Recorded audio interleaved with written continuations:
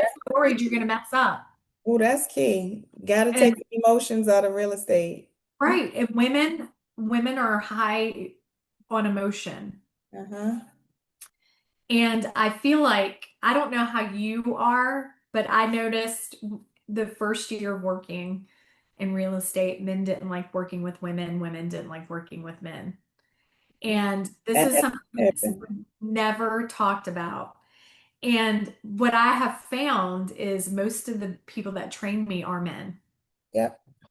And I feel like if you put the emotion and the transactional together and you pull from each other, I think you could be the perfect realtor. Hmm. I think because even there are some things that the men who train me and I would give them a different perspective on something where they wouldn't be so harsh with something.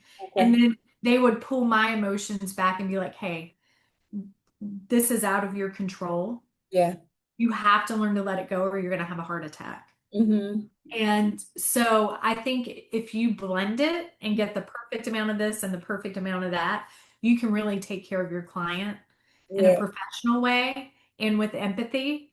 And I Yep. think that's huge. Hmm. That's huge. Because if you're losing it, your client's going to know. And Right. you have to keep that. Was that one of your biggest challenges in real estate, or tell us what is your biggest challenge in real? First year, that was my biggest challenge Okay. because I didn't understand I don't know how school was in Maryland, but in North Carolina, they put the fear of God in you that you cannot mess anything up. Yeah. However, what I learned is a lot of the mistakes can be corrected Mhm. unless it's a genuinely big, big mistake. Yeah. Those are the things that are least likely to happen if you're paying attention. Like Yeah. if you miss an initial on a form, Mhm.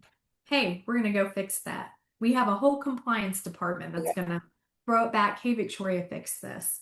And, I'm grateful for my compliance team that keeps on me because I run through.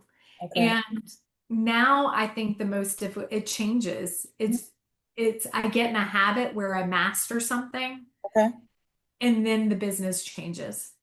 Okay. By So the time I master it, it changes. yeah, how are you navigating the change? Like a lot of people don't like to pivot, or a lot of people don't like changes. Give us a tip or two on how to navigate some changes, especially when I it's big changes in your business.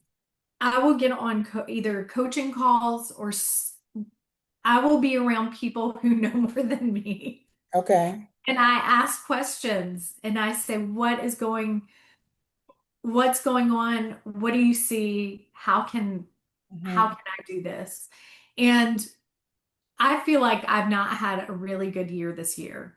And Okay. then I sat down and looked at my numbers and I'm actually having a better year than last year. Right. So that's a key point too. I always talk about tracking numbers, keeping track of your numbers, having a business plan, and really taking time to sit down and look at your business instead of working in your business or working on your business all the time. Sometimes you do have to sit down and work on numbers, look at numbers, track. And that helps with a pivot too, sometimes just by tracking or not to pivot in your case because you were Right. thinking that something was wrong. But when you look at your numbers, you're saying you've had a better year. So that means whatever you've been doing for the past 6 to 8 months was actually working for you when you thought it wasn't working.